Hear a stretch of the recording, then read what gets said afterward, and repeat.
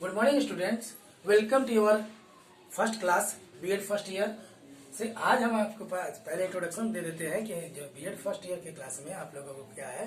कल से हो सकता है आपको सुचारू रूप से क्लासेस चलेंगे, लेकिन ऑफलाइन के बेस पे जो बातें चल रही है अभी। लेकिन पहली कक्षा में आपका स्वागत करता हूं और आज पहली कक्षा में मैं आपको शिक्षा की अवधारणा के अंतर्गत अर्थ की बात करेंगे, जिसमें हम लोग शाब्दिक अर्थ पढ़ेंगे और जैसे कि पहले क्या अर्थ किस प्रकार चल रहा था और उसके बाद पाश्चात्य संदर्भ में क्या अर्थ की बात की गई है, उसी के अनुसार आज पढ़ेंगे, जो कि इसका सिलेबस मैं आपको लिखवा दूंगा। लेकिन जैसा कि डिमांड हुआ है कि पहली कक्षाओं को शुरू किया जाए, जिसके बेस पर होगा।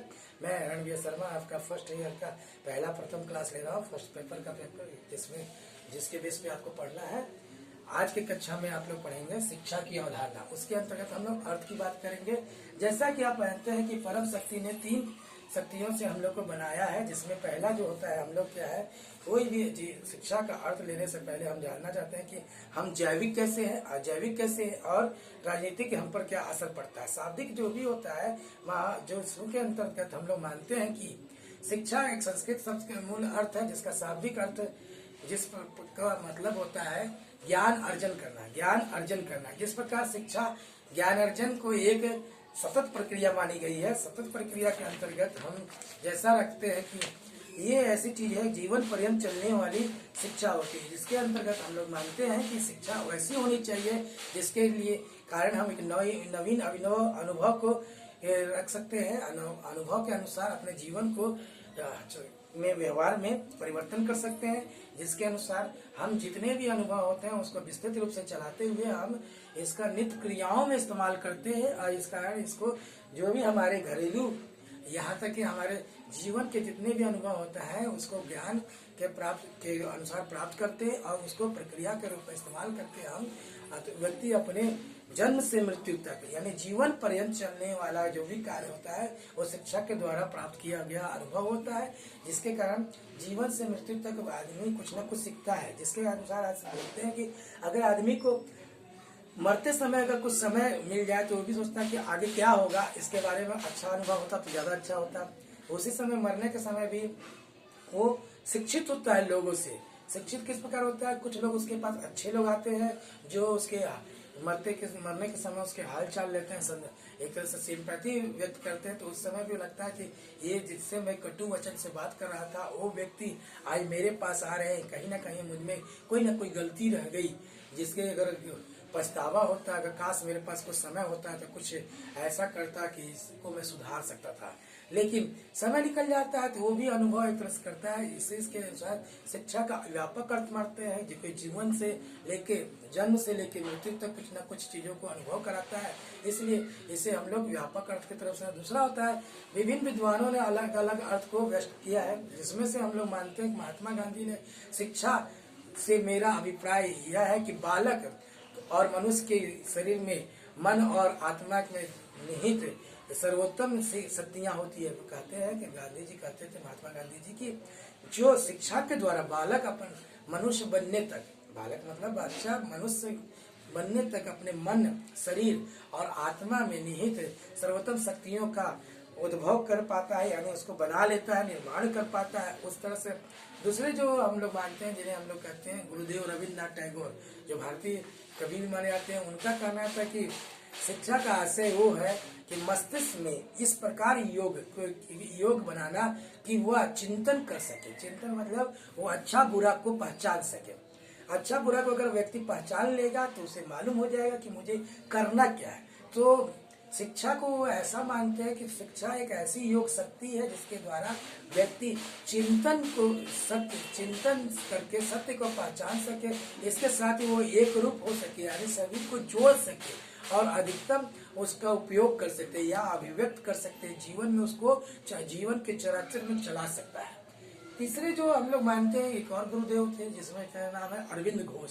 अरविंद घोष जो कहते हैं वो यथार्थ की बात करते हैं। उनका कहना होता है शिक्षा का तात्पर्य है व्यक्ति की आंतरिक शक्तियों का विकास करना। अगर हमें सही से शिक्षा का डेवलपमेंट हो गया तो हम जान जाएंगे कि हमारे अंदर की जो एक्चुअल ताकत क्या है, कि जिसको हम इस्तेमाल कर सकते हैं। हम व्यर्थ में अपनी ताकत का इस्तेमाल करते हैं, जिसका कोई भी निराधार होता है, जिसके कारण हम मानते हैं कि शिक्षा का अगर सदुपयोग होगा तो वो सभी के लिए सही होगा, या कह सकते हैं सर्वजन हिताय हो सकता है।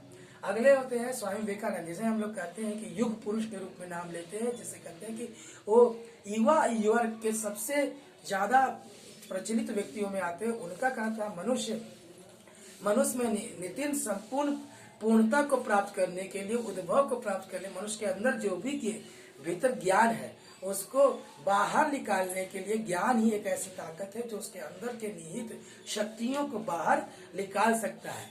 और इसके अनुसार उनका कहना था अगर व्यक्ति संकल्प कर ले तो शिक्षा के द्वारा कुछ भी वो कर सकता है। ऐसा कोई भी चीज मनुष्य के पास नहीं है जिसके वो प्राप्त नहीं कर सकता है। इसीलिए कहते हैं अगर सही व्यक्ति और सही गुरु किसी के लिए मिल जाए तो उसका जो होगा कल्याण जीवन भर के लिए रहता है। फिर अगला होता है ऋग्वेद के अनुसार। ऋग्वेद में उसने कहा जाता है शिक्षा वह है जो एक व्यक्ति को आत्मनिर्भर बनाता है और निस्वार्थ बनाता है। अगर आत्मनिर्भर के साथ आप निस्वार्थ रहेंगे तो क्या करेंगे, शिक्षा को सभी को यानी प्रदान करने की कोशिश करेंगे। इसीलिए शिक्षक को माना जाता है एक मोमबत्ती के समान, जिससे कि वो समय समय पे गलता जाता है और प्रकाश प्रदान करते रहता है। दिया से भी उसकी तुलना की जाती है, यहाँ तक कि शिक्षक की तुलना आईने से भी की जाती है। आईना मतलब समझ रहे होंगे, दर्पण से की जाती है। दर्पण इसलिए क्योंकि वो उसमें अब अपनी कमियों को देखते हैं कि मैं अच्छा हूँ कि बुरा हूँ, कैसा फील कर रहा हूँ। इसलिए शिक्षित व्यक्ति जो होता है वो जीवन में निस्वार्थ आत्मनिर्भर कार्य करता है। निस्वार्थ होगा, सेवा करेगा तो स्वयं ही वो यानी कि सभी में यानी कि क्या कहा जाएगा, पूजनीय हो जाएगा।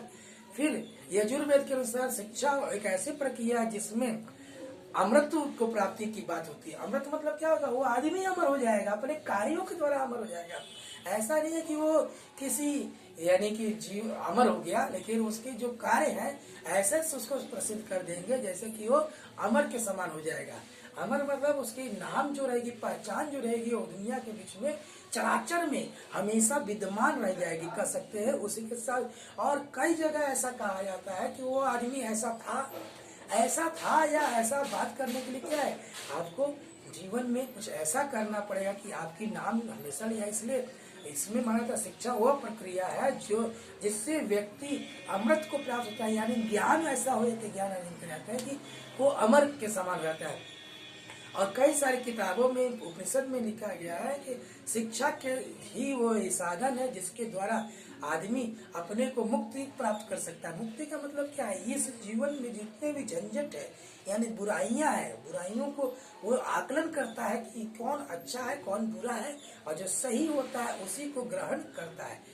इसलिए कहते हैं कि शिक्षा जो एक ऐसी ये प्रक्रिया है जिसके द्वारा मनुष्य का चहु विकास कर सकते हैं, या आंतरिक शक्तियों का वो विकास कर सकता है, आंतरिक शक्तियों को सही से उपयोग कर सकता है, अर्थात वो हर एक चीज को प्राप्त कर सकता है जो वो जीवन में चाह रखता है। चाहे वो कह सकते हैं कि जीवन में जितनी भी वो अपने मस्तिष्क के बल पर मस्तिष्क को ऐसे योग बनाता है जिस कारण वह ये अपने संकल्प को पूरा कर सकता है। जीवन से मृत्यु तक के जो कार्य है वो शिक्षा के द्वारा अपने अनुभवों से वो प्राप्त कर सकता है। अनुभव एक ऐसा चीज होती है जो आजीवन चलने वाली प्रक्रिया है।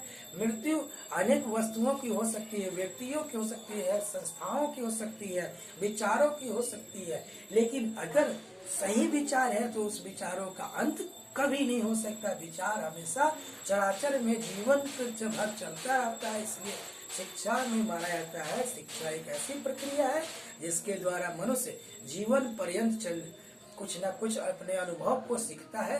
अर्थात आज हम इतना ही करेंगे, शिक्षा की अवधारणा में अर्थ को पढ़ेंगे। कल जो हम पढ़ेंगे उसमें हम शिक्षा का विभिन्न अर्थ निकालेंगे, जिसमें पाश्चात्य संदर्भ में अर्थ निकालेंगे और ऐसे परिभाषाओं को देखेंगे जिसके अनुसार शिक्षा को और भी व्यापक रूप से समझेंगे। धन्यवाद।